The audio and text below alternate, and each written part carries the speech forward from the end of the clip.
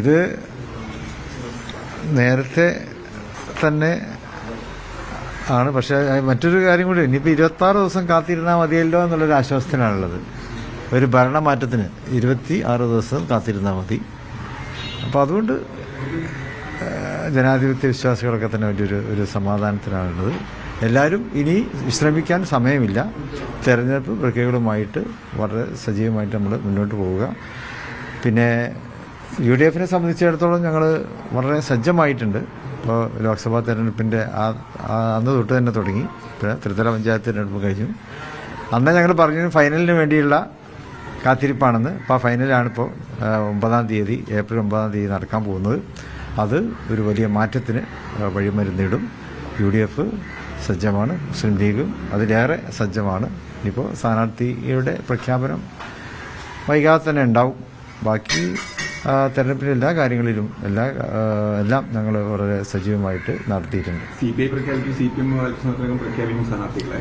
അല്ല, ഞങ്ങൾ പറഞ്ഞല്ലോ, തെരഞ്ഞെടുപ്പ് പ്രഖ്യാപനത്തിൻ്റെ തീയതിയെ സംബന്ധിച്ചുള്ള റിയാക്ഷൻ തങ്ങൾ പറഞ്ഞു കഴിഞ്ഞു. ഈ ദുർഭരണം അവസാനിക്കാൻ ഇനി 26 ദിവസം കാത്തിരുന്നാൽ മതി. അതാണ് ജനങ്ങളുടെ ഒരു സമാധാനം എന്ന് തങ്ങൾ പറയുകയുണ്ടായി. അതുകൊണ്ട് അത് ഷോർട്ടായത് എപ്പോഴും നല്ലതാണല്ലോ. ഒരു ഭരണമാറ്റത്തിന് 26 ദിവസം കാത്തിരുന്നാൽ മതി. റിസൾട്ട് അറിയാൻ ഒരു മാസം കാത്തിരുന്നാലും വിധി നിർണ്ണയിക്കാൻ ഈ ദിവസമേ വേണ്ടതുള്ളൂ. അപ്പോൾ UDF സജ്ജമാണ്. ആരും പ്രഖ്യാപിച്ചിട്ടൊന്നുമില്ല മുഴുവനായിട്ട്. എല്ലാവരുടെ പ്രോസസ്സും പിന്നെ നടന്നുകൊണ്ടിരിക്കുകയാണ്.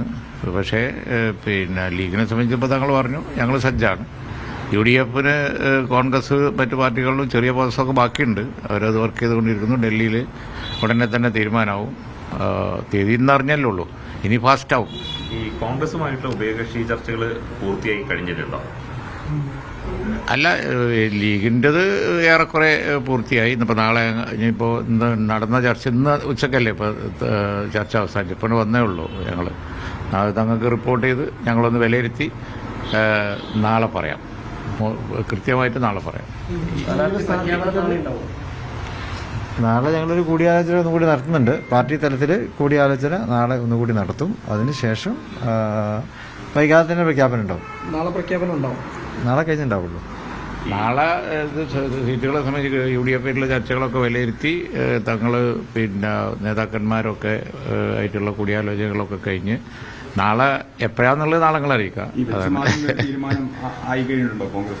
തിരുവമ്പാടി പ്രത്യേകിച്ച് അല്ല, അങ്ങനെ ഇപ്പോൾ ഒന്ന് പറയാൻ ഓതറൈസ് ചെയ്തിട്ടില്ലല്ലോ. ഇനി നമ്മൾ അതാ ഡീറ്റെയിൽസിലേക്ക് പോകണ്ട. നാളെ പിന്നെ കൂടിയാലോചന കഴിഞ്ഞ് പറയാമെന്ന് പറയുമ്പോൾ അതിൽ കാത്തിരുന്നാൽ മതി.